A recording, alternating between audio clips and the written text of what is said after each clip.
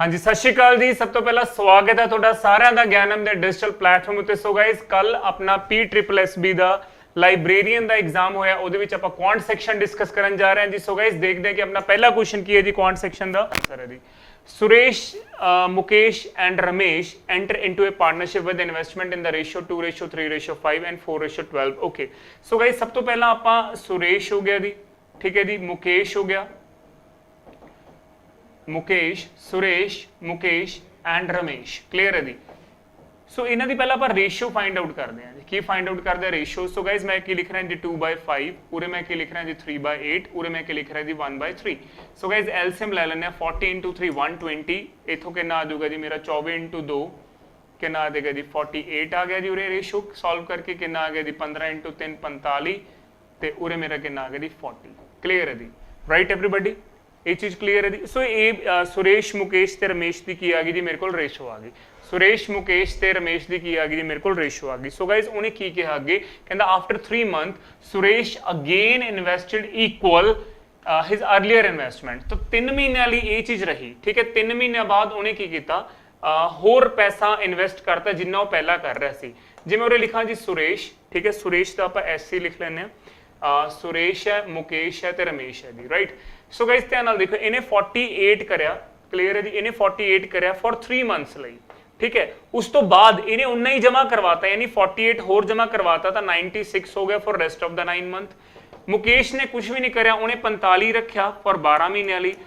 Similarly Ramesh भी कुछ नहीं किया, ठीक है जी, रमेश ने भी कुछ नहीं किया, उन्हें की किया जी 40 रखा फॉर 12 महीने वाली, राइट एवरीबडी, क्लियर है जी। सिर्फ सुरेश ने की किया आफ्टर 3 मंथ उन्ना ही पैसा इन्वेस्ट करता जिन्ना वो पहला कर रहा सी। 48 कर रहा सी, 48 होर करता था, 48 48 जोड़े जी कितना आ गया जी 96 for rest of the 9 month, क्योंकि टोटल आप 1 साल की गल कर रहे हैं जी, right. So guys I hope guys ये क्लीयर है जी थोनू ये। उस तो बाद वो की बोल रहे जी, उस तो बाद वो की बोल रहे कि इन्होंने सॉल्व करते हैं, आप एक प्रॉफिट की रेशियो करते हैं, क्योंकि investment into time gives you profit, right. Investment into time gives you profit. So guys इथों मैं 3 कॉमन ले लेना। सो गाइज जे मैं इथों 3 कॉमन ले रहा, प्लीज ध्यान नाल देखो, इथे 3 1 आ गया, उरे 3 रह जाऊगा, उरे 4 आ गया जी, उरे 4 आ गया। सो क्लियर है। जो गाइस तुसी 48 × 1 करोगे, 96 × 3 करोगे, तो पूरा सॉल्व कर लियो, उथे कट कटा के, चलो मैं पूरा ही लिख देना, कितना आ जाऊगा जी 336 आ जाऊगा जी। आफ्टर एडिशन 336 आ जाऊगा जी। उरे 45 × 4 180 आ गया, उरे कितना आ जाऊगा जी 160 आ जाऊगा।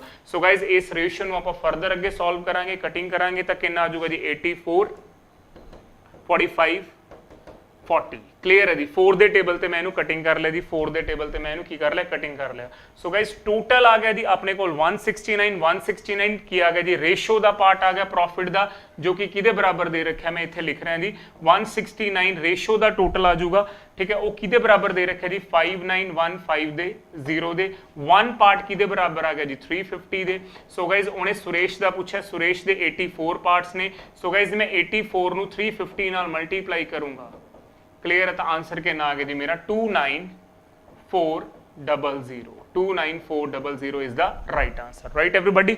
नेक्स्ट क्वेश्चन करते हैं जी। A sum was invested at simple interest at a certain interest for 2 year, it would have been fetched ₹60 more, it would have fetched ₹60 more had it been invested at 2% higher। so guys मैं बोल सकता कि 2 सालां च increased, ठीक है जी, 2 सालां च increased extra rate of interest की है। 2 सालां च एक्स्ट्रा रेट ऑफ इंटरेस्ट, 2 सालां च एक्स्ट्रा रेट ऑफ इंटरेस्ट की है जी मेरा। सो गाइज मैं बोल सकता 2 × 2 यानी 4%। 4% किदे बराबर है जी ₹60 दे। सो गाइज 1% किदे बराबर आ गया जी 15। सो 100% किदे बराबर आ जाऊगा जी 1500। So what about my sum invested के ना आ जाऊगा जी, प्रिंसिपल के ना आ जाएगा जी 1500। क्लियर है जी, राइट एवरीबॉडी। सो गाइज 2 सालों का मैंने एक्स्ट्रा रेट ऑफ इंटरेस्ट कर लिया जी। 1 साल का 2% है तो 2 साल का 4% होगा। सो रुपीज के ना जी 60, तो इतना मैं 100% कर लिया by unitary method, right. All right guys DI दा क्वेश्चन है, the average production for 4 year was maximum which company. So guys आप ए दा टोटल करते हैं, ए दा आ रहा है टोटल कर 25, सॉरी ये तो बी दा आ गया जी 25 15, ठीक है जी 15 आ गया उरे 10 35 अगेन बी। सो 95,000 आ गया इधर 95,000 डिवाइड बाय 4 बी का आप कढ़ते हैं जी डिवाइड करने की लोड़ नहीं फिलहाल ठीक है जी 15 ਤੇ 25 अपना 40 30 70 again B again 95,000 divide by 4 so फिलहाल तो दोनों बराबर ने जी सी चेक करते हैं जी आप 10,000 40 एंड 60 10,000 राइट 10,000 हो गया 40 हो गया 60 हो गया 85 हो गया सो गाइज सिंपल है सी तो छोटा आ रहा जी सो मैं बोल सकता कि ए ते बी आऊगा बिकॉज चाहे तुम इनू सॉल्व करो चाहे ना करो पर इन्हों दोनों की जी एवरेज प्रोडक्शन है एज कंपेयर टू सी ज़्यादा है ऑल्दो इन्हों दोनों की बराबर है पर उन्हें पूछा विच उन्हें पूछा the average production for 4 year was maximum for which company so guys दोनों की सेम आ रही है तो आप ए ते बी ऑप्शन टिक करांगे राइट नेक्स्ट की आ रहा है जी what is the ratio of the average production of company in the period 2018 to 20 पहली गल तो 3 periods की गल की है जी A and that of C A ते C की गल की है जी चलो चेक कर लेने 25 15 40 ते 35 75 हो गया जी उरे 75,000 आ गया जी राइट C की गल करिए जी आप 10 अपना 40 ते इत्थे हो गया जी 20 60 हो गया जी सो गाइज इनू मैं 15 के टेबल से कटिंग कर लेना 5:4 is the right answer right so C option आ गया राइट एवरीबडी सो गाइज उम्मीद करदा थानू 5 ਦੇ 5 क्वेश्चन ਜਿਹੜੇ ਆਪਾਂ ਨੇ डिस्कस ਕੀਤੇ ਨੇ ਉਹ ਸਮਝ ਆਏ ਹੋਣਗੇ so thank you so much guys ਮਿਲਦੇ ਹਾਂ ਜੀ next videos thank you guys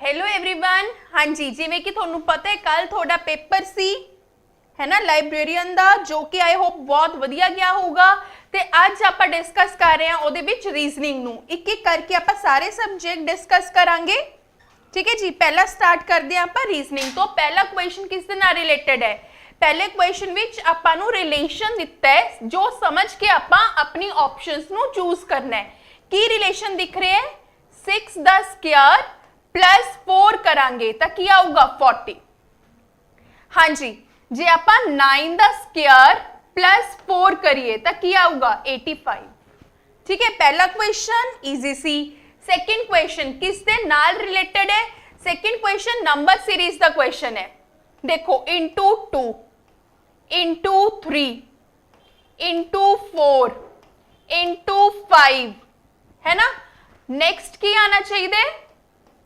into 6 करांगे तो की आऊगा 0 दो ऑप्शन विच है उस तो बाद 6 8 आर 48 मतलब 8 तो आंसर इज बी ऑप्शन बहुत आसान पेपर है हाँ जी नंबर ऑफ ट्रायंगल्स काउंट करनी है किवें ट्रायंगल्स काउंट करिए जिवें कि आपां शॉर्टकट करते हैं है ना इस पॉइंट तो लाइन तो 3 ट्रायंगल्स इत्थे बननगियां राइट हाँ जी इस पॉइंट तो 3 ट्रायंगल्स इत्थे बननगियां फिर 3 ट्रायंगल्स इत्थों और नेक्स्ट 3 ट्रायंगल्स इत्थों है ना कितनी ट्रायंगल्स होगी 12 प्लस होर चेक करिए आप एक आह वाली ट्रायंगल आ गई है ना हाँ जी इस तो बिना होर ट्रायंगल केड़ी बन रही है ना एक ट्रायंगल होर बनूगी देखो 12 तो आंसर नहीं हो सकता 11 भी नहीं हो सकता 14 या 15 चो है एक ट्रायंगल होर बनूगी एक तो अपनी आह वाली ट्रायंगल बन गई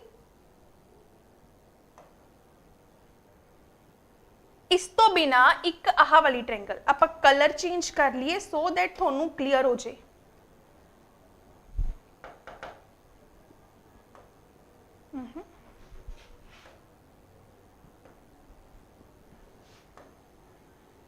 आह वाली ट्रायंगल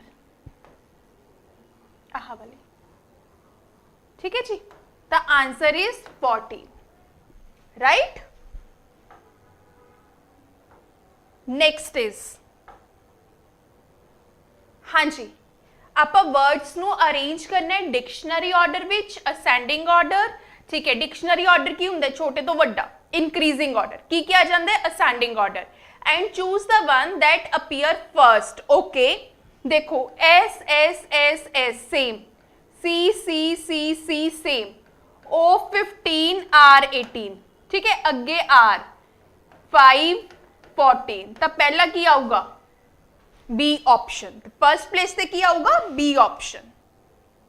हाँ जी, find the odd one, odd one दसना आपां की हो रहा इत्थे 8, 8 मतलब 2 the cube minus 1, next 3 the cube minus 1, 4 the cube minus 1, 5 the cube पर माइनस 2 हो रहा है जो कि रॉन्ग है, ठीक है। तो आंसर ऑड की है 123 ऑड है।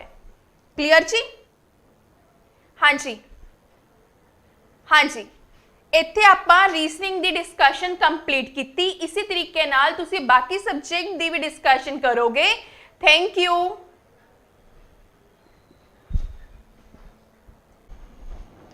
हेलो स्टूडेंट, कैसे हैं आप लोग? उम्मीद करते हैं बहुत अच्छे होंगे।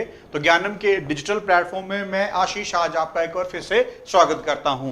तो जैसे कि अभी आपको पता है कि एक पेपर जो है अभी आपके पास कंडक्ट हुआ है, जिसकी अगर हम बात करें लाइब्रेरियन का, ठीक है, लाइब्रेरियन का पेपर जो है अभी कंडक्ट हुआ है। तो उसमें जो कंप्यूटर के क्वेश्चन पूछे गए थे वो किस टाइप के थे और उनका आंसर आप लोगों को क्या करना था, उसके बारे में हम लोग यहाँ पे डिस्कशन जो है करेंगे। लीजिए गाइस, तो सबसे पहले हम लोग देखते हैं फर्स्ट क्वेश्चन जो था वो क्या था आपके पास, MS वर्ड से लिया गया था, which are in MS Excel, sorry MS Excel से लिया गया है। MS Excel allow you to enter the values and formulas। अब आपको यहाँ पे ये पूछा गया है कि MS Excel में जब भी कोई भी फॉर्मूलाज आप लोगों को एंटर करना होता है या कोई भी वैल्यू जो है एंटर करनी होती है तो किसका आप लोग यूज करते हैं, टाइटल बार का, मेन्यू बार का, फॉर्मूला बार का या फिर स्टैंडर्ड टूल बार का। देखिए, तो सारी की सारी वैल्यूज जो है वो किसके अंदर जो है फिल करी जाती हैं, वो करी जाती हैं फॉर्मूला बार के अंदर। आप लोग क्या करते हैं, फिल करते हैं। तो आंसर क्या बनेगा, सी ऑप्शन इसका राइट आंसर बनेगा। ये होपफुली आप सभी को भी यहाँ पे पता था। नेक्स्ट क्वेश्चन देखिए, नेक्स्ट क्वेश्चन की अगर मैं बात करता हूँ, नेक्स्ट क्वेश्चन देखिए आप लोग। नेक्स्ट क्वेश्चन में आपके पास काउंट ए फंक्शन पूछा गया है। काउंट ए फंक्शन जो है ये भी आपके पास MS Excel से ही लिया गया है, ठीक है। MS Excel का एक फॉर्मूला होता है जिसकी यहाँ पे बात करी गई है। तो काउंट ए फंक्शन क्या करता है, count cell having alphabet, count empty cell या काउंट सेल हैविंग नंबर्स। तो ये जो है उन सेल्स को आपके पास काउंट करता है जिनमें क्या होते हैं, नंबर होते हैं। तो इसका आंसर क्या बनेगा, सी ऑप्शन डायरेक्ट आंसर यहाँ पे बनेगा, ठीक है। अगर यहाँ काउंट ए की बजाय अकेला काउंट लिखा होता तो पूरे सेल को वो काउंट कर लेता, चाहे वो एम्प्टी होता चाहे वो भरा हुआ होता। काउंट ए करके आपके पास यहाँ पे आपके पास सिर्फ नंबर की वैल्यू को ही वो काउंट करेगा, ठीक है जी। नेक्स्ट बात करते हैं, अगला क्वेश्चन जो है आपके पास नेटवर्किंग से लिया गया है। In which of the following topologies in a computer network every host is connected to a central hub and the central hub acts as a channel of transmit messages। अगर मैं यहाँ पे बात करता हूँ मैश टोपोलॉजी, बस topology, star topology या ring topology. अब आपके पास यहाँ पे पास क्या बोला गया कि कैसी टोपोलॉजी जिसके पास सारे के सारे डायरेक्टली क्या हो, कनेक्टेड हो कंप्यूटर से। तो ये क्या है आपके पास यहाँ पे हब जो है लगा हुआ है। तो इसकी अगर हम बात करते हैं तो यह जो आपके पास आंसर बनेगा star like structure. Star like structure के साथ आपके साथ सारे के सारे डायरेक्टली क्या होते हैं, कनेक्टेड यहाँ पे डिवाइसेस होते हैं। तो आंसर क्या बनेगा, सी आपके पास यहाँ पे स्टार टोपोलॉजी। नेक्स्ट क्वेश्चन बात करते हैं, what is the purpose of control plus right arrow. अब जो कंट्रोल प्लस राइट एरो होता है उसका क्या मीनिंग होता है इन MS वर्ड। ये स्पेसिफिक किया गया है कि आपको कहां पे चेक करना है, MS वर्ड में चेक करना है। To move the cursor at the end of the line, end of the line पे नहीं जाएगा। To move the cursor of the end of the document या to move the cursor one paragraph down या फिर to move the cursor one word right. अगर मैं देखो यहाँ पे बात करता हूं तो आप लोगों से डायरेक्टली क्वेश्चन ही पूछा जा रहा है। आपका एग्जामिनर जो है पूरा मेंटल चेक कर रहा है कि क्या वाकई ही आप लोग कंप्यूटर चलाना जानते हैं या फिर हवा में तीर मार रहे हैं। क्योंकि बच्चे पढ़ के भी क्वेश्चन रट के आ जाते हैं तो वो ये नहीं चेक कर रहा, वो ये जनरली जानने की कोशिश यहाँ पे कर रहा है कि एक्चुअल में आप लोगों को चीजों का नॉलेज है या नहीं। इसको याद कैसे रखेंगे, कंट्रोल प्लस राइट एरो तो राइट की तरफ जाएंगे, लेफ्ट होगा तो लेफ्ट की तरफ जाएंगे, अगर टॉप होगा तो ऊपर की तरफ और बॉटम होगा तो बॉटम की तरफ आप लोग यहाँ पे मूव करते हैं। तो ये सिंपल होता है याद करने के लिए, ठीक है।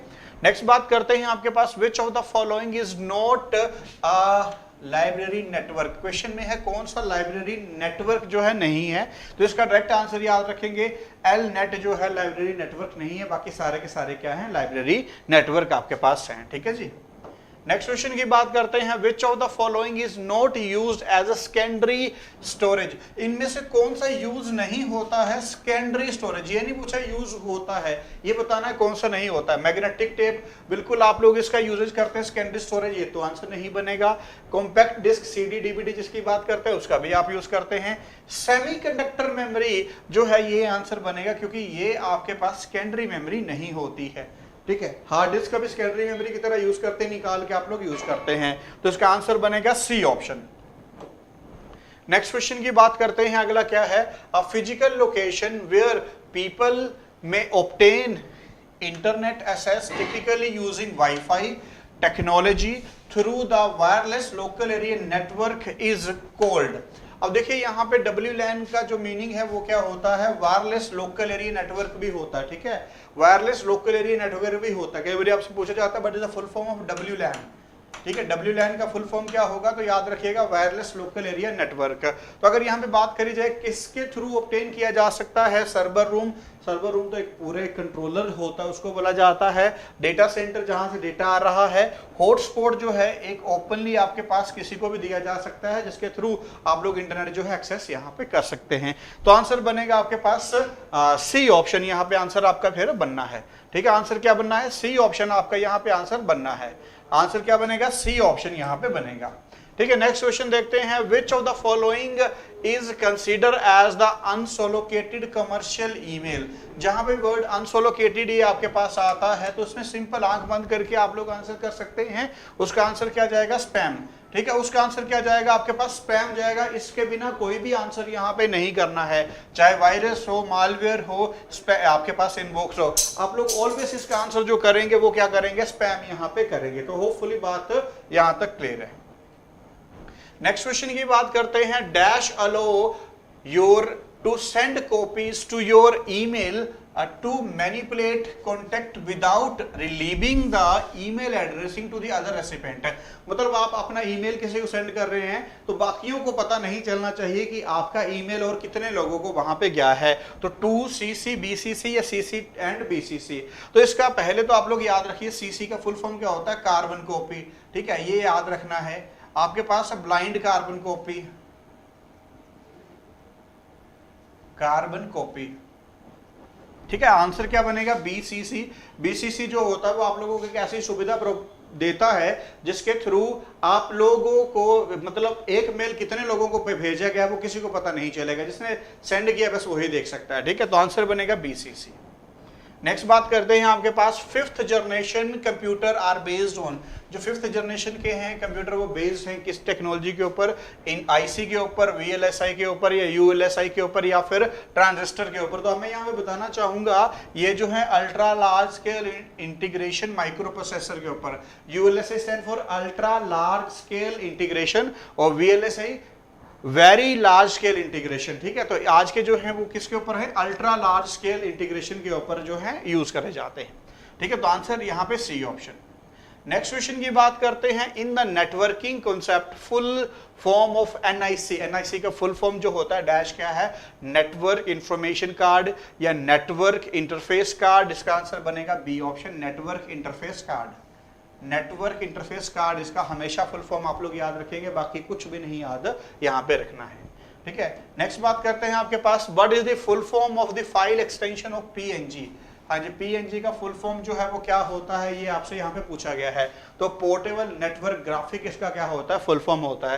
पोर्टेबल नेटवर्क ग्राफिक्स जो होता है आपके पास इसका फुल फॉर्म होता है। तो डायरेक्ट आंसर क्या बनेगा, D फॉर दिल्ली इसका यहाँ पे एग्जैक्ट आंसर जो है बनेगा। उम्मीद करते हैं कि यहाँ तक सारे के सारे क्वेश्चन आप लोगों को अच्छे से क्लियर हुए होंगे। जुड़ने के लिए आपका बहुत बहुत धन्यवाद। Thank you guys.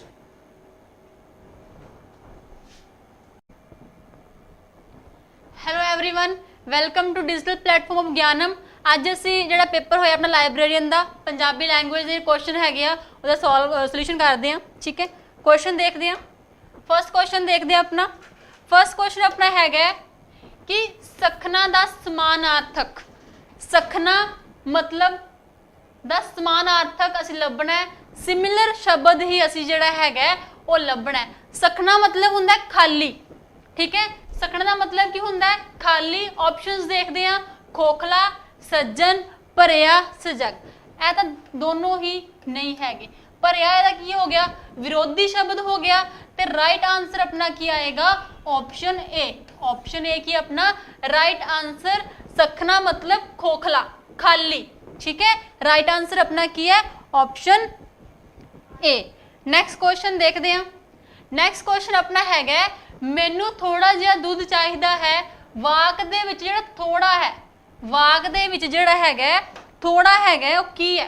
वाक दे विच जिहड़ा थोड़ा है, थोड़ा जिहा किहड़ा विशेषण है, किहड़ा निश्चयवाचक है, परिमाणवाचक है, पड़नामी है और गिनतीवाचक है, ठीक है। केड़ा केड़ा अपना निश्चयवाचक, परिमाण, पड़नामी और केड़ा है गिनतीवाचक। ये अपना के थोड़ा मतलब परिमाण, मापना किन्ना का, ये अपना राइट आंसर क्या आएगा ऑप्शन बी। ऑप्शन बी की है अपना राइट आंसर। नेक्स्ट क्वेश्चन देखते हैं। नेक्स्ट क्वेश्चन अपना है पंजाबी विच शब्दां ते वाकां दे, शब्दां ते वाकां दे अर्थां दे अध्ययन नूं की कहा जाता है। अर्थबोध कहंदे आ, धुनीबोध कहंदे आ, शब्दबोध कहंदे आ कि भावबोध कहंदे आ। राइट आंसर अपना है ऑप्शन डी। शब्दां दा मीनिंग भी ते वाकां दे मीनिंग नूं आपां की कहांगे भावबोध। मतलब इहदा मीनिंग की है, मीनिंग दा ज्ञान कराउणा, बोध दा मतलब हुंदा है। शब्दां ते वाकां दे अध्ययन नूं की कहने असीं भावबोध कहने आ। नैक्सट क्वेश्चन देखदे हां। हेठ लिखे वाकां दा कर्मणीवाचक, कर्मणीवाचक वाक चुनना है।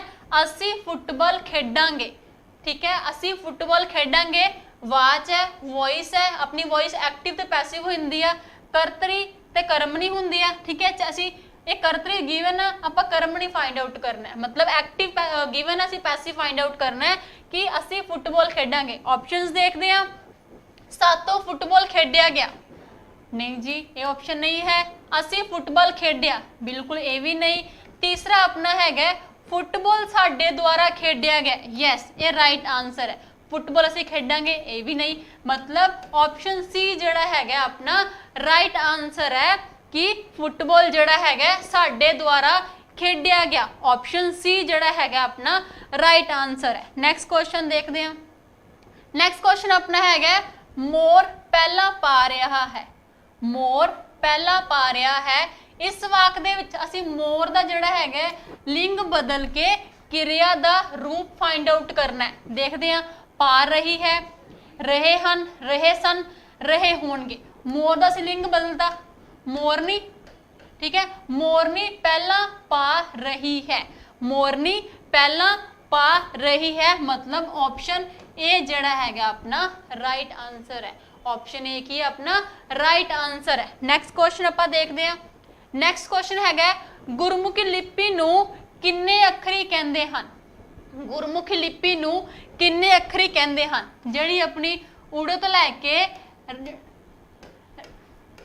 ये अपने किन्ने अखर ने 35 अखर ने। 6 जिहड़े हैगे वो नवीन अखर ने जिहड़े कि बाद दे विच ऐड होए आ। गुरमुखी लिपि दे किन्ने अखर ने 35 अखर ने। ऑप्शन ए जिहड़ा हैगा अपना राइट आंसर है। ऑप्शन ए की अपना राइट आंसर। नैक्सट क्वेश्चन देखते हैं। नैक्सट क्वेश्चन अपना हैगा निर्धन शब्द विच अगेतर केड़ा है। निर्धन शब्द दे विच अगेतर केड़ा है। धन, नी, निरक, नन्ना। देखते हैं। देखो अगेतर ਇਹਦੇ ਵਿੱਚ ਕਿਹੜਾ ਹੈਗਾ ਧਨ ਤਾਂ नहीं हो सकता कि ਪਿੱਛੇ ਲੱਗਿਆ ਹੋਇਆ, ठीक है। ਇਹਦੇ ਵਿੱਚ ਨਿਰਧਨ, ਨਿਰਧਨ, ਨਿਰਧਨ, ठीक है। ਧਨ ਦਾ मतलब की ਹੁੰਦਾ है, ਧਨ ਦਾ मतलब की ਹੁੰਦਾ है पैसे वाला, ठीक है। पैसे वाला हो गया जब बहुत धनी आदमी हो गया। जे निर अगे लाता निर्धन मतलब जिहदे को पैसा ना होवे। निर्धन मतलब अपना राइट आंसर की है ऑप्शन सी। निर जिहड़ा हैगा अपना अगेतर लग गया। ऑप्शन सी की हो गया अपना राइट आंसर हो गया, ठीक है। नैक्सट क्वेश्चन आपां देखते हैं। नैक्सट क्वेश्चन अपना हैगा विस्मिक जिहड़े हैगे आ ਕਿੰਨੇ ਪ੍ਰਕਾਰ ਦੇ ਹੁੰਦੇ ਆ ਵਿਸਮਿਕ ਜਿਹੜੇ ਹੈਗੇ ਆ ਕਿੰਨੇ ਪ੍ਰਕਾਰ ਦੇ ਹੁੰਦੇ ਆ ਵਿਸਮਿਕ 3 5 7 ਕਿ 9 ਵਿਸਮਿਕ ਜਿਹੜੇ ਹੈਗੇ ਆਪਣੇ 9 ਪ੍ਰਕਾਰ ਦੇ ਹੁੰਦੇ ਆ ਮਤਲਬ ਆਪਸ਼ਨ ਡੀ ਜਿਹੜਾ ਹੈਗਾ ਆਪਣਾ ਰਾਈਟ ਆਨਸਰ ਹੈ ਆਪਸ਼ਨ ਡੀ ਜਿਹੜਾ ਹੈਗਾ ਆਪਣਾ ਰਾਈਟ ਆਨਸਰ ਹੈ ਨੈਕਸਟ ਕੁਐਸਚਨ ਦੇਖਦੇ ਆ ਆਮ ਜਾਤੀਵਾਚਕ ਨਾਮ ਚੁਣਨਾ ਹੈ ਅਸੀਂ ਆਮ ਜਾਤੀਵਾਚਕ ਨਾਮ ਚੁਣਨਾ ਹੈ ਆਮ ਕੀ ਹੁੰਦਾ ਹੈ ਆਮ ਚੀਜ਼ਾਂ ਜਿਹੜੇ ਸ਼ਬਦ ਹੁੰਦੇ ਆ ਆਪਾਂ ਨੂੰ ਆਮ ਚੀਜ਼ਾਂ ਦਾ ਬੋਧ ਕਰਾਉਣ ਉਹਨਾਂ ਨੂੰ ਆਪਾਂ ਕੀ ਕਹਿੰਦੇ ਆ ਆਮ ਜਾਤੀਵਾਚਕ ਨਾਮ ਦੇਖਦੇ ਆ ਗਮੀ ਖੁਸ਼ੀ ਹਾਸਾ ਇਹ ਆਪਣੇ ਕਿਹੜੇ ਆ ਭਾਵਵਾਚਕ ਨਾਮ ਮਤਲਬ ਆਪਸ਼ਨ ਡੀ ਜਿਹੜਾ ਹੈਗਾ ਆਪਣਾ ਰਾਈਟ ਆਨਸਰ ਹੈ ਆਪਸ਼ਨ ਡੀ ਕੀ ਹੈ अपना राइट आंसर है नेक्स्ट क्वेश्चन देखते हैं नेक्स्ट क्वेश्चन अपना लास्ट क्वेश्चन देखते हैं उल्लू शब्द का स्त्रीलिंग की हुंदा है ए भी नहीं है मतलब ਇਹਦਾ ਆਪਸ਼ਨ ਸਹੀ ਹੈਗਾ ਆਨਸਰ ਉੱਲੂ ਦਾ स्त्रीलिंग ਹੁੰਦਾ ਹੈ ਬਤੌਰੀ मतलब ऑप्शन सी ਜਿਹੜਾ ਹੈਗਾ अपना राइट आंसर है ऑप्शन सी की अपना राइट आंसर है so last question and I hope ਤੁਹਾਨੂੰ ਸਮਝ ਆਇਆ ਹੋਵੇਗਾ thank you so much guys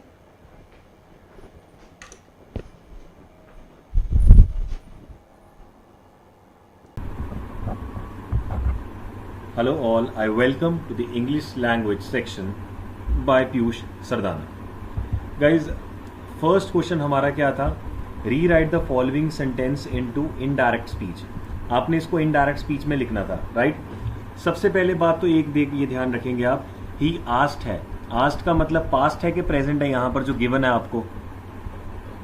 sir of course past में है. अगर ये past में है asked का काम, तो आपको पता है कि past में आंसर चाहिए.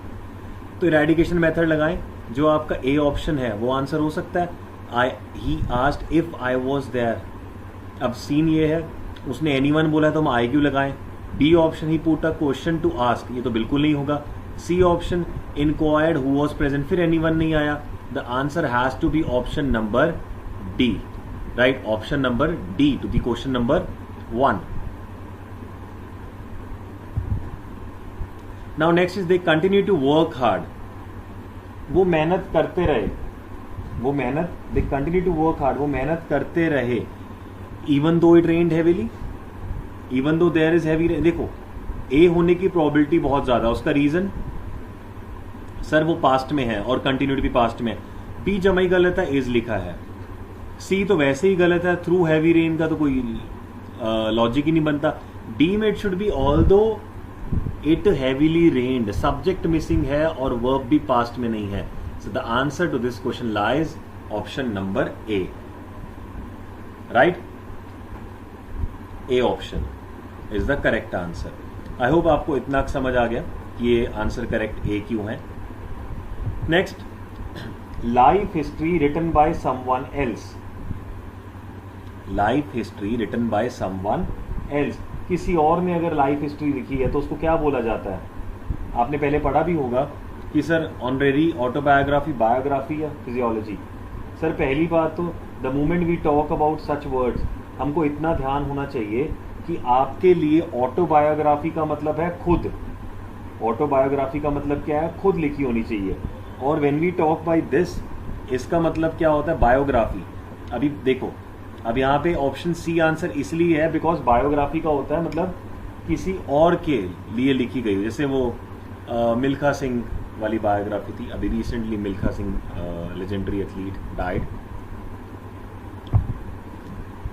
पैसिव वॉइस में कन्वर्ट करना है शेक्सपियर रोट हेमलेट पहली बात तो डी ऑप्शन तो जमा ही गलत है देख कर ही शर्म आ जाए उसको तो रीजन सर हैड कहाँ से आया जब हैड गिवन नहीं था सी में भी गलत है इज कहाँ से आया हमें पास्ट चाहिए B Hamlet was written by Shakespeare सही है ए गलत इसलिए है बिकॉज वहां पर बीइंग लगा है और बीइंग कहाँ लगता है कंटिन्यूअस में और हमें यहाँ पे इसकी जरूरत नहीं है इसका answer to this question comes out to be option number B तो बहुत सिंपल हुआ है तो option number B next we have is one who is not sure about God's existence एक ऐसा पर्सन जो बिल्कुल भी गॉड की एग्जिस्टेंस के बारे में श्योर नहीं है एग्नोस्टिक सेप्टिक बोहेमियन आर्बिलेट अब गाइज एक होता है कंफर्म्ड एक होता है नॉन कंफर्म्ड राइट तो जब भी आप गॉड के एग्जिस्टेंस के बारे में ऐसे डायरेक्ट बात करेंगे जहां पर यू विल रियलाइज कि आपके अकॉर्डिंग कौन है जो मानता है नहीं मानता है, वो बिलीव्स इन। एक तो बोलते हैं एग्नोस्टिक भी हो सकता है, ये एक बार पहले भी आया था 2015 में सीनियर असिस्टेंट के एग्ज़ाम में आया था। तो अब उसमें एग्नोस्टिक ऑप्शन था, अथीस्ट ऑप्शन था, गॉड लवर भी था और थीस्ट भी था। बट इतना ध्यान रखना है आपको, एग्नोस्टिक का मतलब वो होता है अ पर्सन जो मान के रखता है कि भाई गॉड के बारे में मतलब मेरे को डायरेक्ट श्योरिटी नहीं है। जो बोहेमियन है उसका मतलब कंफर्म्ड, नॉन कंफर्म्ड में आता है, और आर्बिट्रेटर का मतलब कंफर्म्ड। अगला आपको सेंटेंस है जो वो करेक्ट करना है, here is an old story where में एंटरटेन यू। देखो ओल्ड स्टोरी है तो वेयर क्यों लगाएंगे, where is for place, where is used for places, तो ए में प्लेसेस के लिए यूज होता है वेयर, तो इसको काट दिया। हेयर इज ओल्ड स्टोरी, अब बी में अर्ल लिखा है, ये भी गलत है।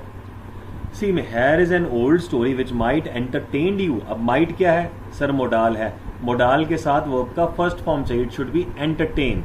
सो यहां पर आंसर क्या हो गया आपका D, hair is an old story which may entertain you. ये ओल्ड स्टोरी है जो आपको शायद एंटरटेन करे।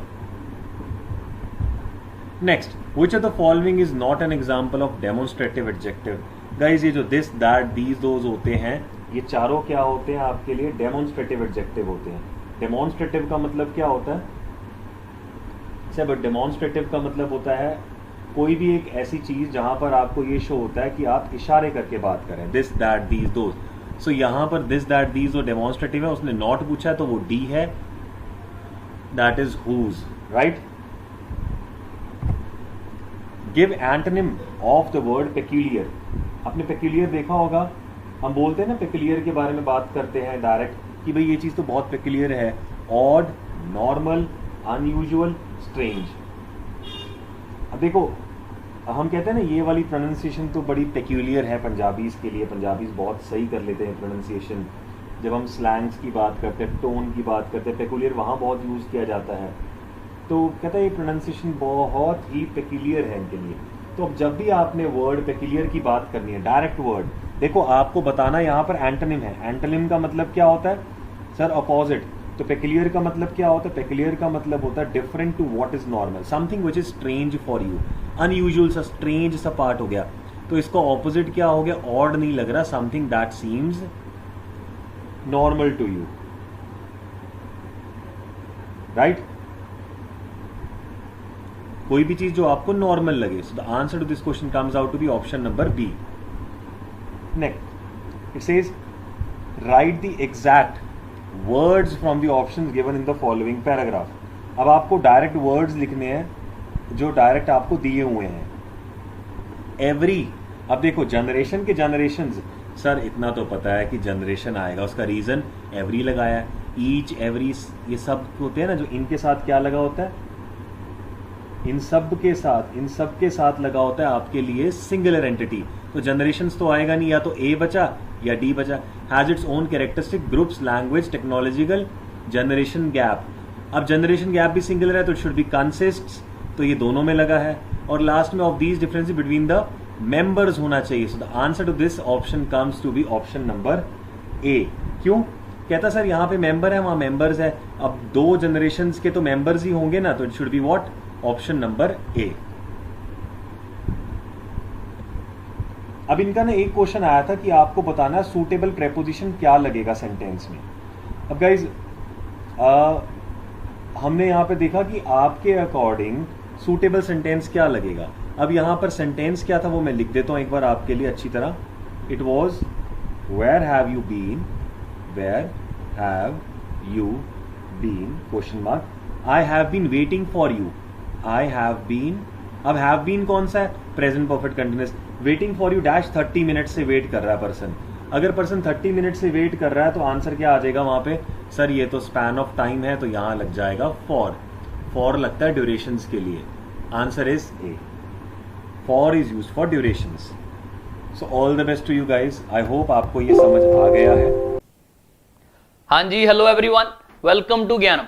Myself Harmandeep Singh, and I'm here to discuss the questions of PSSB librarian exam। और मैं ਉਹਨਾਂ ਦੇ ਕੁਐਸਚਨ ਡਿਸਕਸ ਕਰਨ ਵਾਲਾ ਜੀਕੇ ਸੈਕਸ਼ਨ ਵਾਲੇ, ਤੇ ਆਪਾਂ ਦੇਖਾਂਗੇ ਤੁਹਾਡੇ ਕਿਹੜੇ-ਕਿਹੜੇ ਕੁਐਸਚਨ ਸਹੀ ਹੋਏ ਆ ਜਾਂ ਗਲਤ ਹੋਏ ਆ, ਸੋ ਦੈਟ ਆਪਾਂ ਕੁਝ ਸਿੱਖ ਸਕੀਏ ਕਿ ਕਿਸ ਟਾਈਪ ਦੇ ਕੁਐਸਚਨਸ ਆਉਂਦੇ ਆ। ਠੀਕ ਹੈ ਜੀ, तो let me start with the discussion of GK questions from PSSB librarian exam। The first question is Rourkela steel plant was set up with assistance from which one of the following country। ठीक है जी, steel authority of India वालों ਜਿਹੜਾ ਜੇ plant ਹੈ ਜਿਹੜਾ ਇਹ operate ਕੀਤਾ ਜਾਂਦਾ ਹੈ, ਠੀਕ, and it was the first integrated plant of India and it was set up with assistance of Germany. तो D Germany will be the correct answer. ठीक है जी, उम्मीद है ਤੁਹਾਡਾ ਸਹੀ ਹੋਇਆ। According to Nanak Shahi calendar, which is the name of the month starting from mid August। ठीक है जी, 16 अगस्त तो ते 14 सितंबर तक नानक शाही कैलेंडर ਜਿਹੜਾ ਸਿੱਖੀਜ਼ਮ ਦੇ 12 ਮਾਹ ਕੰਪੋਜੀਸ਼ਨ ਦੇ ਉੱਤੇ ਬੇਸਡ ਹੈ। ਠੀਕ ਹੈ ਜੀ, ਉਸ ਦੇ ਅਕੋਰਡਿੰਗਲੀ ਜਿਹੜੇ ਮੰਥਸ ਹੈ ਉਹ ਅਲੱਗ-ਅਲੱਗ ਨਾਮ ਦਿੱਤੇ ਗਏ। ਪੰਜਾਬ ਜੀ ਕੇ ਰਿਲੇਟਡ ਕੁਐਸਚਨ ਹੈ, ਤਾਂ ਕਰੈਕਟ ਆਨਸਰ ਇਜ਼ ਭਾਦੋਂ। ਭਾਦੋਂ ਦਾ ਜਿਹੜਾ ਮਹੀਨਾ ਹੈ, ਠੀਕ ਹੈ ਜੀ, ਦੈਟ ਸਟਾਰਟਸ ਫਰੋਮ 16 ਅਗਸਤ, ਜਿਹੜਾ ਕਿ ਮਿਡ ਅਗਸਤ ਤੋਂ ਆਪਾਂ ਨੂੰ ਪਤਾ ਲੱਗ ਜਾਂਦਾ ਕਿ ਜੇ ਆਪਾਂ ਨੂੰ ਪਤਾ ਹੋਵੇ 16 ਅਗਸਤ ਤੋਂ ਜਿਹੜਾ ਮਹੀਨਾ ਸ਼ੁਰੂ ਹੁੰਦਾ ਦੈਟ ਇਜ਼ ਭਾਦੋਂ। ਠੀਕ ਹੈ ਜੀ, ਐਂਡ 14 ਸੈਪਟੈਂਬਰ ਤੱਕ ਇਹ ਹੁੰਦਾ। ਠੀਕ ਹੈ ਜੀ, ਤਾਂ ਉਮੀਦ ਹੈ ਤੁਹਾਡਾ ਇਹ ਕੁਐਸਚਨ ਹੈ ਜਿਹੜਾ ਸਹੀ ਹੋਇਆ ਹੋਊਗਾ। A is the correct answer। In which year Indian men hockey team won its first Olympic gold medal. ठीक है जी, वैसे तो 1908 तो लैके 1920 भी जी हॉकी सी ओलंपिक्स का पार्ट सी, but India did not take part in that. And आपको पता है उस टाइम दे विच India was ruled by British India, तो ब्रिटिश जो रूल सी तो इंडिया वालों पार्टिसिपेट किया गया सी एंड जिहड़ा ओलंपिक मैडल जितया भी गया सी, and that was in Amsterdam Olympics and that held in 1928। ते खास गल अज भी नाम जिहड़ा लोकां दियां यादां दे विच है, ध्यान चंद दा नाम, उन्हां ने हालैंड दे अगेंस्ट 3 गोल है ਜਿਹੜੇ ਸਕੋਰ ਕੀਤੇ ਸੀ ਫਾਈਨਲ ਦੇ ਵਿੱਚ, and India won its first 올림픽 gold medal in hockey. ठीक है जी, तो Amsterdam Olympics 1928 is the correct answer। A is the correct answer of this question।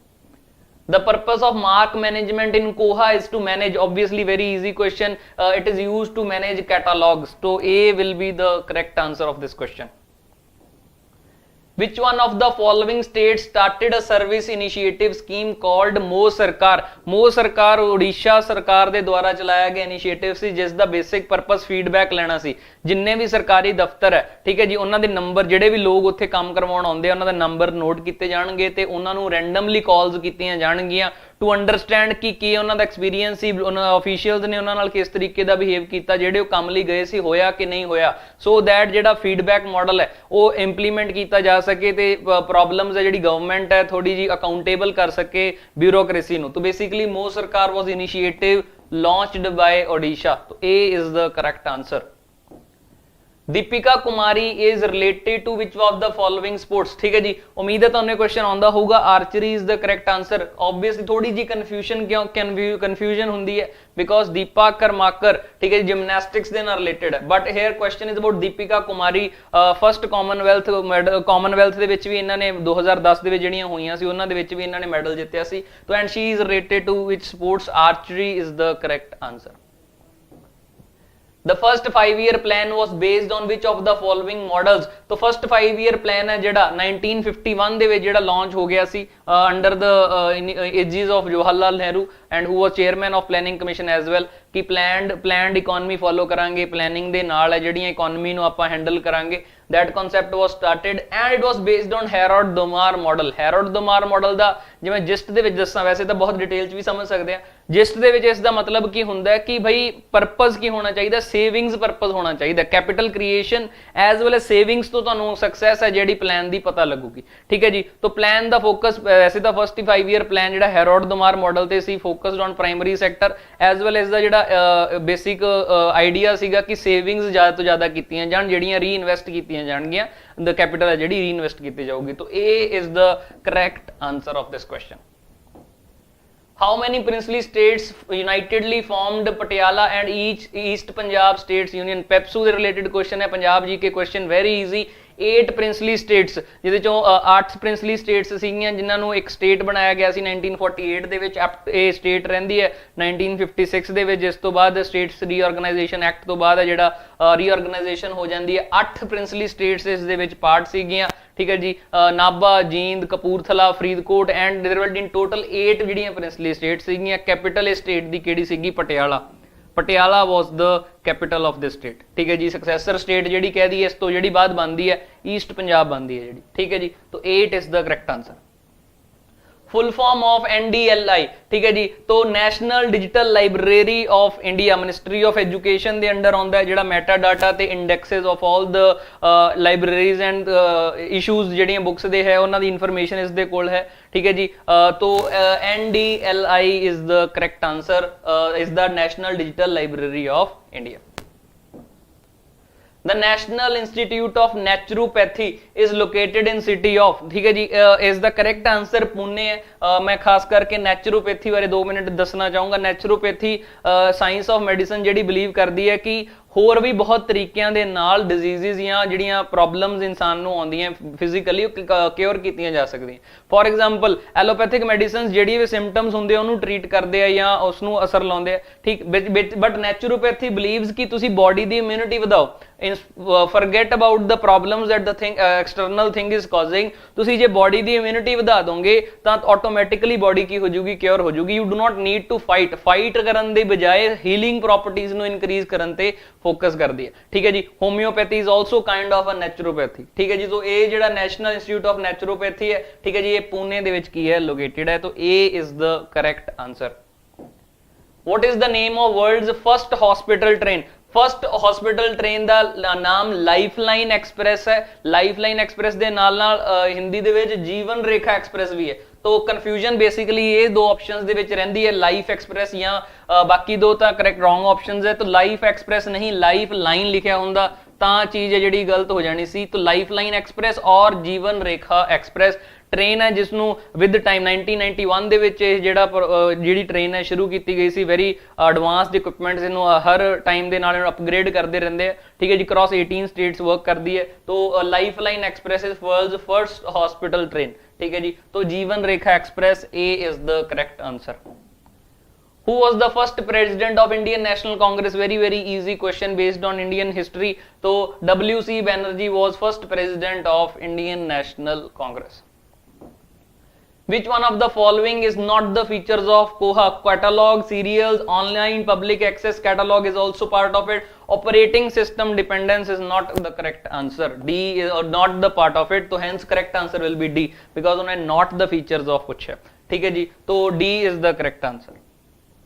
Dash is known as father of Indian Railways। तो Lord Dalhousie ਨੂੰ basically father of Indian railways ਕਿਹਾ ਜਾਂਦਾ ਹੈ। 1853 ਦੇ ਰੇਲਵੇ ਮੈਨੂਟਸ ਦੇ ਵਿੱਚ ਉਹਨਾਂ ਨੇ ਜਿਹੜੀ ਸਪੀਚ ਦਿੱਤੀ, ਉਹਨਾਂ ਨੇ ਜਿਹੜੇ ਪੁਆਇੰਟਸ ਦਿੱਤੇ, ਉਸ ਤੋਂ ਬਾਅਦ ਡਿਸਾਈਡ ਹੋਇਆ ਕਿ ਇੰਡੀਆ ਦੇ ਵਿੱਚ ਰੇਲਵੇ ਲਾਈਨਸ ਜਿਹੜੀਆਂ ਸ਼ੁਰੂ ਕੀਤੀਆਂ ਜਾਣਗੀਆਂ। ਪਹਿਲੀ ਰੇਲਵੇ ਵਰਕਸ਼ਾਪ ਬਿਹਾਰ ਦੇ ਵਿੱਚ, ਮੁੰਗੇਰ ਬਿਹਾਰ ਦੇ ਵਿੱਚ ਸ਼ੁਰੂ ਕੀਤੀ ਗਈ। ਐਂਡ ਇਨਫੈਕਟ ਜਿਹੜੀ ਪਹਿਲੀ ਟ੍ਰੇਨ ਹੈ, ਠੀਕ ਹੈ ਜੀ, एवरीवन नोज मुंबई टू थाने ਦੇ ਵਿੱਚ ਜਿਹੜੀ ਚੱਲੀ ਸੀ 26 ਮਾਈਲ ਦਾ ਡਿਸਟੈਂਸ ਜਿਸਨੇ ਕੀ ਕੀਤਾ ਸੀ, ਕਵਰ ਕੀਤਾ ਸੀ। तो all these things were basically dependent on Lord Dalhousie ਜਿਨ੍ਹਾਂ ਨੇ ਕਮਿਊਨੀਕੇਸ਼ਨ ਸਿਸਟਮ ਨੂੰ ਡਿਵੈਲਪ ਕਰਨ ਦੇ ਵਿੱਚ ਪੂਰਾ ਆਪਣਾ ਪ੍ਰਜੋਰ ਰੋਲ ਨਿਭਾਇਆ ਸੀ, ਠੀਕ ਹੈ ਜੀ। तो Lord Dalhousie is called father of Indian Railways। Sukhmani Sahib, ਠੀਕ ਹੈ ਜੀ, ਪ੍ਰੇਅਰ ਆਫ ਪੀਸ ਸਿੱਖੀਜ਼ਮ ਦੇ ਵਿੱਚ ਬਹੁਤ ਇੰਪੋਰਟੈਂਟ ਰੋਲ ਰੱਖਦੀ ਹੈ। 5th ਗੁਰੂ ਦੁਆਰਾ ਕੰਪੋਜ਼ ਕੀਤੀ ਗਈ ਸੀ ਬਿਫੋਰ ਕੰਪੋਜ਼ਿੰਗ ਆਫ ਆਦਿ ਗ੍ਰੰਥ ਤੋਂ ਪਹਿਲਾਂ, ਠੀਕ ਹੈ ਜੀ। ਤੋਂ ਅੰਮ੍ਰਿਤਸਰ ਦੇ ਵਿੱਚ ਰਾਮਸਰ ਸਰੋਵਰ ਦੇ ਕੰਢੇ ਤੇ ਇਹ ਜਿਹੜੀ ਕੰਪੋਜੀਸ਼ਨ ਹੈ ਲਿਖੀ ਗਈ ਸੀ। ਤੋਂ correct answer will be Ramsar ਸਰੋਵਰ, ਜਿਹੜਾ ਕਿੱਥੇ ਹੈ? ਅੰਮ੍ਰਿਤਸਰ, ਠੀਕ ਹੈ ਜੀ। ਤੋਂ this is the correct answer. How many Rajya Sabha seats are there in Punjab? Polity related question है। हर state the depending upon the population and उस दे basis ते Rajya Sabha दे विच seats allot कीतियां जांदियां। We all know that, ठीक है जी। 4th schedule of Indian Constitution दसदा है कि किन्नियां seats होणगियां हर state दे कोले। सिम तो in that context पंजाब दे कोल 7 seats है Rajya Sabha दियां। There are 7 seats of Punjab in Rajya Sabha। The rolling plan theory was introduced by which of the following prime ministers? Janata party the government under Morarji Desai ने फैसला लिया ਤੇ 5th plan ਨੂੰ discard ਕਰਕੇ ਜਾਂ ਰੋਕ ਕੇ ਠੀਕ ਰੋਲਿੰਗ ਪਲਾਨਸ ਦਾ ਕੰਮ ਸ਼ੁਰੂ ਕੀਤਾ ਕਿ ਦੇਖੋ ਜੀ ਅਸੀਂ 1 ਸਾਲ ਦਾ ਪਲਾਨ ਬਣਾਵਾਂਗੇ, ਉਹਦੇ 'ਚ ਜਿਹੋ ਜਿਹੇ ਰਿਸਪੌਂਸ ਆਉਣਗੇ, ਜੋ ਉਹਦੇ ਚੇਂਜਸ ਦੀ ਜ਼ਰੂਰਤ ਹੋਊਗੀ ਫਿਰ ਅਸੀਂ ਚੇਂਜ ਕਰਾਂਗੇ। ਤਾਂ ਇਹ ਰੋਲਿੰਗ ਪਲਾਨਸ ਦਾ ਜਿਹੜਾ ਕੰਮ ਹੈ ਇਹ ਮੁਰਾਰਜੀ ਦੇਸਾਈ ਦੁਆਰਾ ਕੀ ਕੀਤਾ ਗਿਆ ਸੀ, ਸ਼ੁਰੂ ਕੀਤਾ ਗਿਆ ਸੀ ਬਾय ਕੀਪਿੰਗ ਔਨ ਬੇ ਜਾਂ ਹਾਲਟਿੰਗ 5th 5-year ਪਲਾਨ। ਠੀਕ ਹੈ ਜੀ, ਤਾਂ Morarji Desai is the correct answer, obviously not Narendra Modi, not Jawahar Lal Nehru and not Rajiv Gandhi. What is the name of wife of Guru Angad Sahib ji? Guru Angad Dev ji the wife ਦਾ ਨਾਮ ਮਾਤਾ ਖੀਵੀ ਸੀ। ਠੀਕ ਹੈ ਜੀ, तो ਇਹ ਮਾਤਾ ਖੀਵੀ ਜੀ is the correct answer of this question। ਠੀਕ ਹੈ ਜੀ, ਤਾਂ ਮੈਨੂੰ ਉਮੀਦ ਹੈ ਤੁਹਾਡੇ ਸਾਰੇ ਕੁਐਸਚਨ ਠੀਕ ਹੋਏ ਹੋਣਗੇ, ਜਿਹੜੇ ਜੀਕੇ ਦੇ ਰਿਲੇਟਡ ਕੁਐਸਚਨਸ ਆਪਾਂ ਡਿਸਕਸ ਕੀਤੇ, and I hope most of the questions you must have understood and the reasons and the logics behind it। This is all from my side। I'll see you soon in the discussion of some other exam, some other question paper। Thank you।